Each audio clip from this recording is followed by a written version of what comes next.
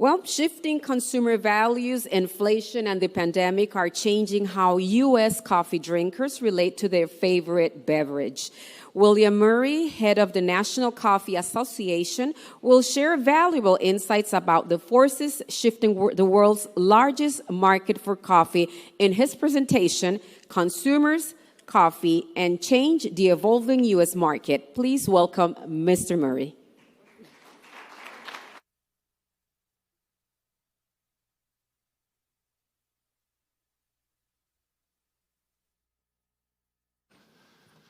Well, we're missing a little clicker, so we get shadow puppets today because I think we'll have that in a second. Excellent. Thank you so much. It's really wonderful to be here, and I know that's the kind of thing, people say that all the time. They get up here and they say, I'm happy to be here. I'm happy to be here for lots of reasons. This is a beautiful location. It's an honor to be up here, given the importance of Sintra Cafe.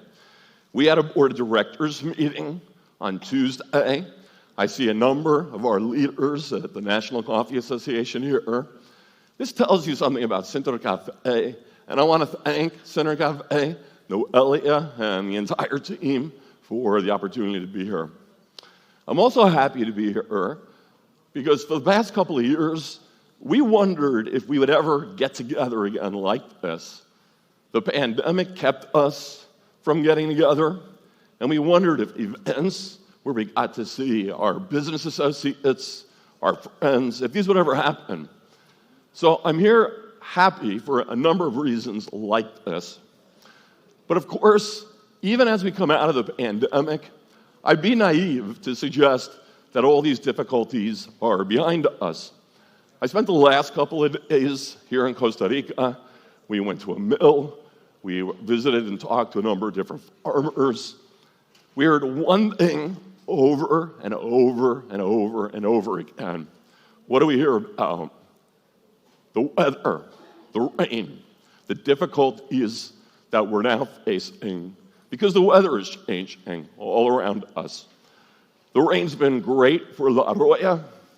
It's been horrific for transportation. And we've got to figure out where we go from here. But it would be very naive of me to come here and talk to you about what's happening in Costa Rica. I've come here to learn about what's happening in Costa Rica. I'm here to talk about something different, the other end of the supply chain. The supply chain that goes from here to the U.S. Now, we talk about a supply chain all the time. I think we realize that if we push on a chain, what happens? It kinks up. Nothing moves. It's the consumer. It's the American consumer, especially here in Costa Rica, in Central America, given that we are neighbors. It's the American consumer that is pulling on the supply chain and keeping things moving. When I look at the American consumer and the market, I see three things. I take inspiration from what I see happening in the market. We're worried about inflation, and this is a risk, not just for the consumer, but of course here, everywhere. And I see an opportunity and a necessity for education. So the first question you might want to ask yourself is, how do I see these things? What do I see? How do I see it? Where does the information come from? Every year at the National Coffee Association, we survey consumers. We do it twice a year. We've been doing this for decades. For those of you who are statisticians, this is a representative sample. It's reflective of America in terms of income, in terms of region, in terms of gender, the characteristics that are most important. So we do this twice a year. We ask consumers what they're doing, what they're drinking, where they're drinking it, when they're drinking it, what they're thinking, and how they feel about coffee. So let's talk about the inspiration. I would sum this up one way. The fundamentals of the consumer market in the U.S. are excellent. What's happened just over the last year? This survey information is from July when we were out in the field. It was processed over the next 6 weeks. We see consumption up 6% since a year ago. Excellent. Normally, these numbers don't move like this. They move 1% a year, 2% a year, within the margin error. So the first reason that I take inspiration is because coffee drinking is strong. It's not just strong in an overall absolute sense, but in a relative way as well. When you look at the options that consumers have in America, and you look at what they're drinking and when they're drinking it, the numbers are excellent. 2/3 of Americans are drinking coffee every single day. Nearly 3/4 once a week, which is why we say that coffee is America's favorite beverage. You can look at the options here: soft drinks, juice, even water. More people are drinking coffee. This is excellent. If you were in one of these other business segments, you'd be thinking hard about how to diversify, probably into coffee, quite frankly. The third reason that I say the fundamentals are very strong is because consumer values are rebounding. This is very important. In the middle of the pandemic, when we asked consumers about their values, about sustainability, about a living income for coffee farmers, they started to tell us that they did not care like they used to about those things. Now, this is human nature. If you're in the middle of a pandemic, you're not sure if you have a job, you're not sure if you're going to live.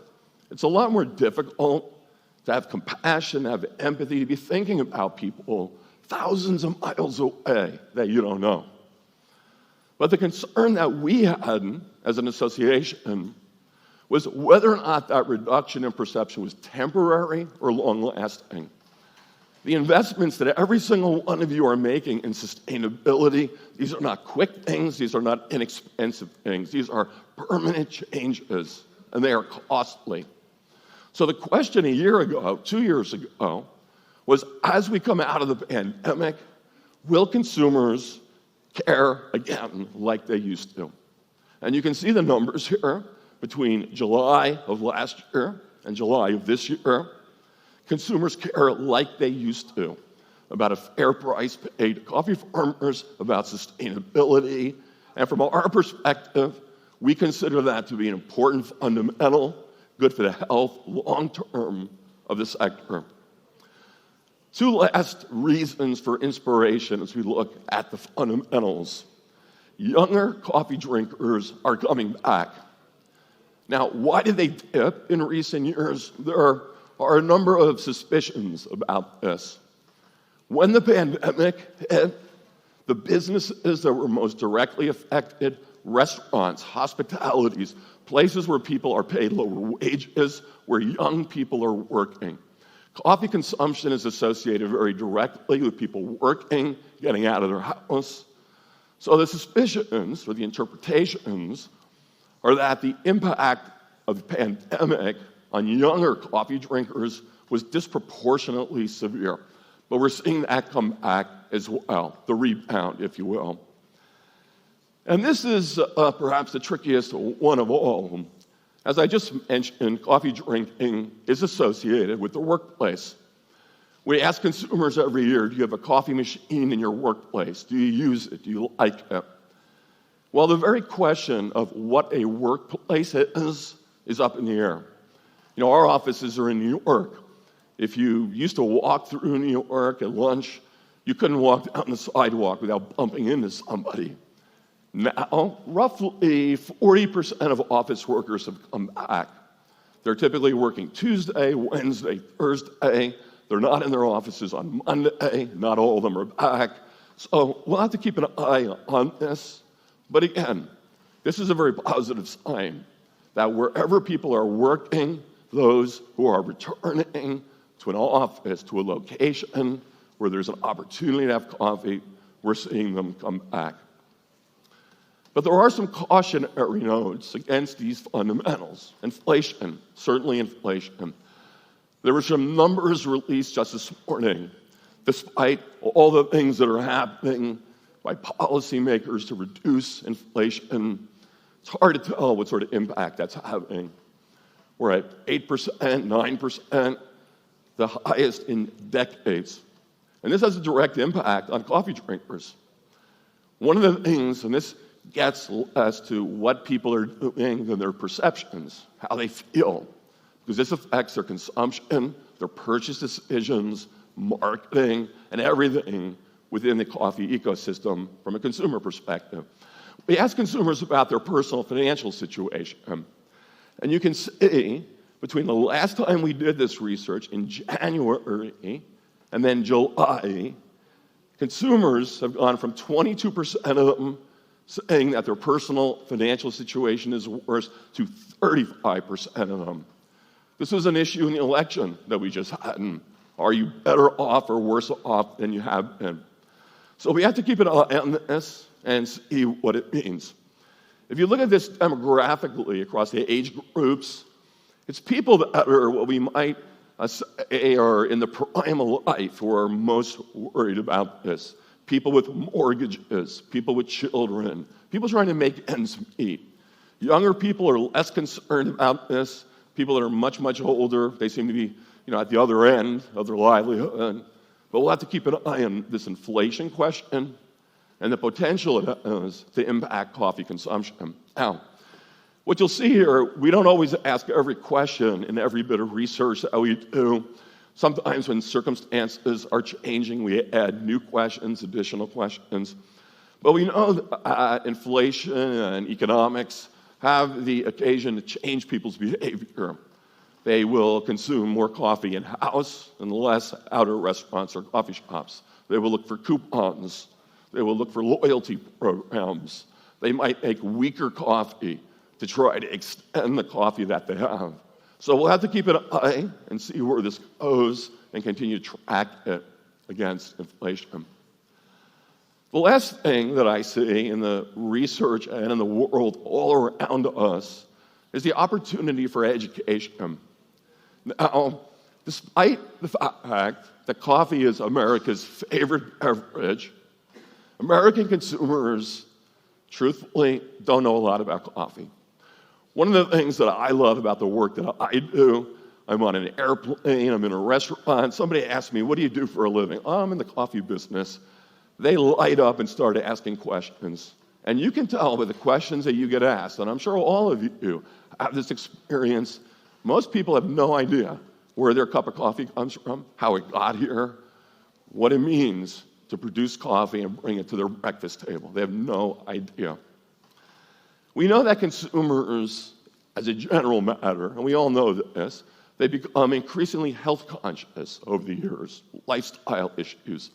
It's been driven generationally, but it's transforming politics, our society, marketing, and everything.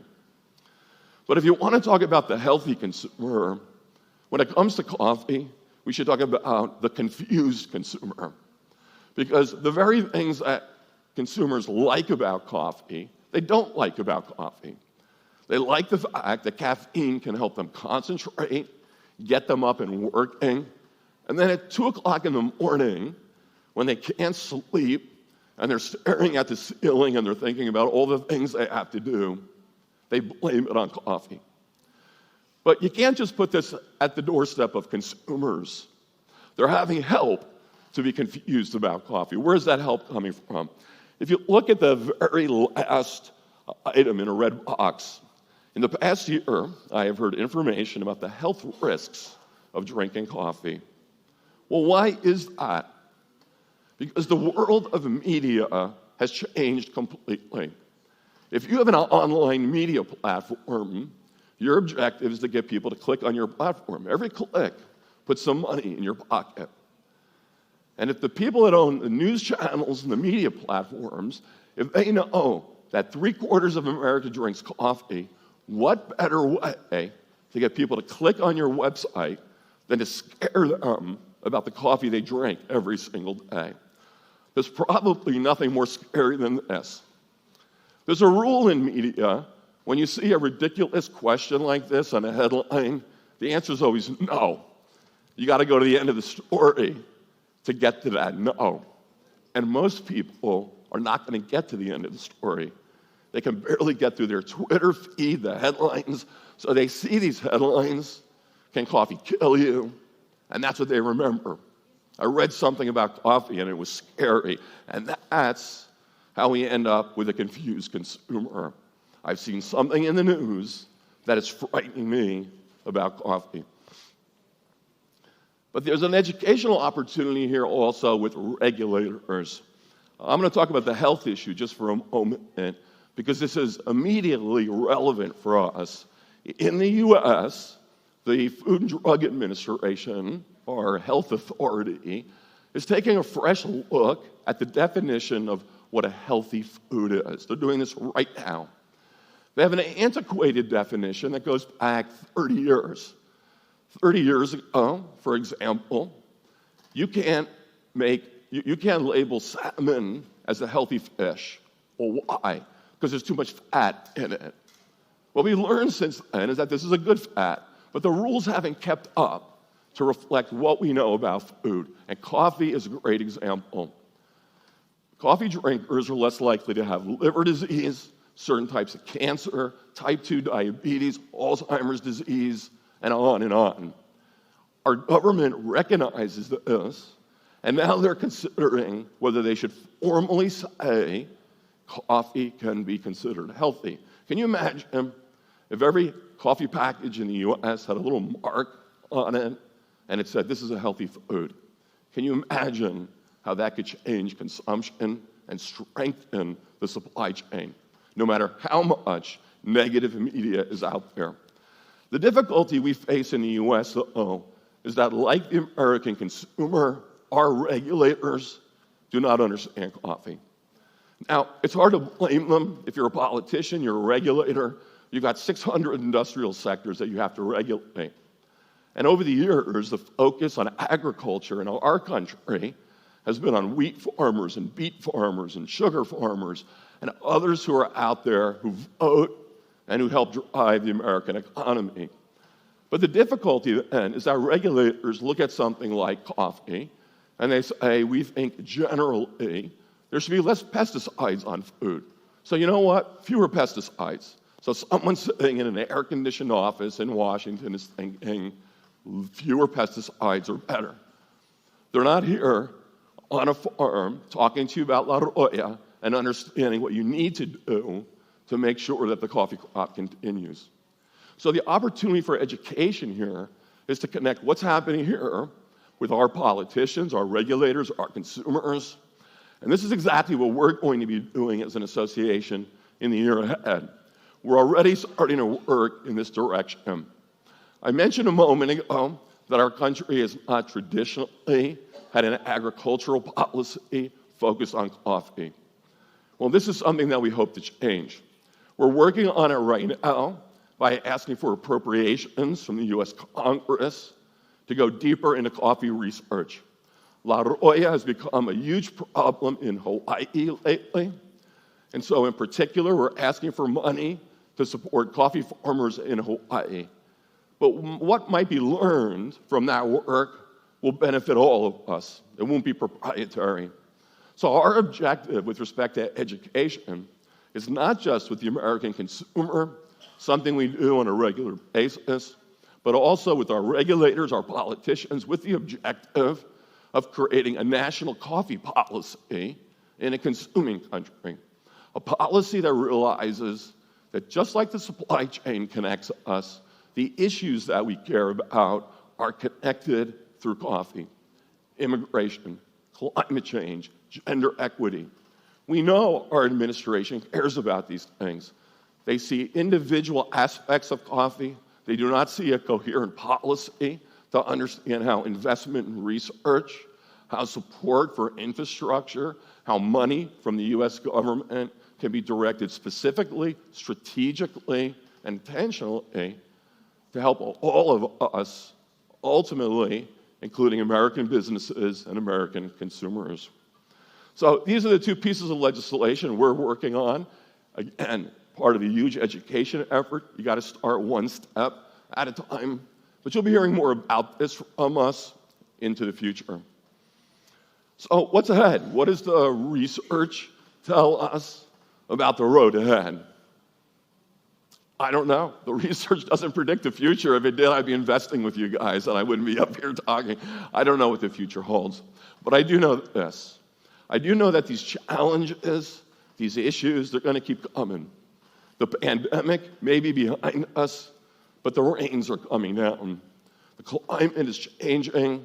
Consumers are constantly being told things that are fictional about coffee and what it can do to you.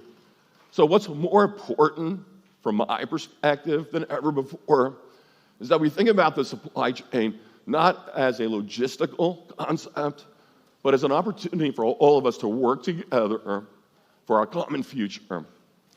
That's all I have for today. I wanted to be short because there's a coffee break on the other side of this, and I don't want to stand between this group and coffee. Michelle, do we have time for questions?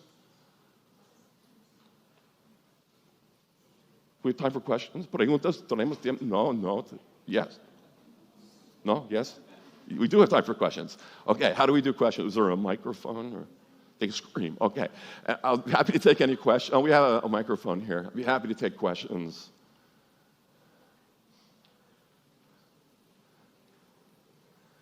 All right, well, I'll be here for the next 2 days. Oh, we have a question? Yeah?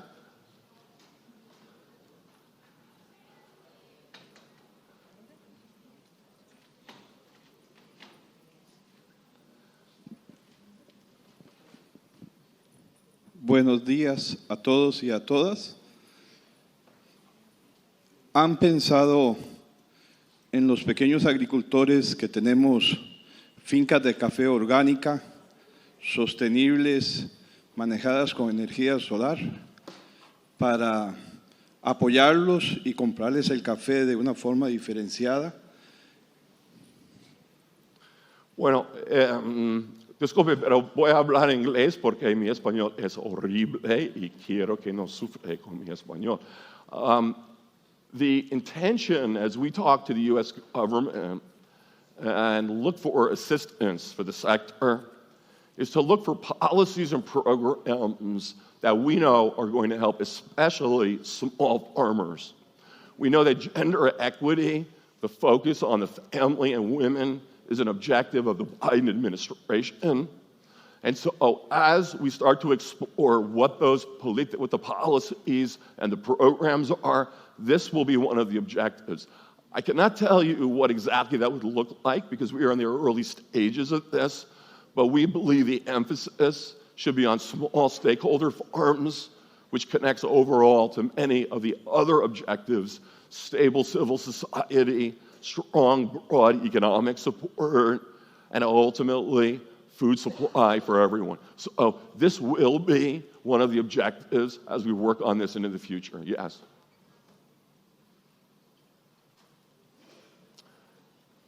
I will be here for the next couple of days.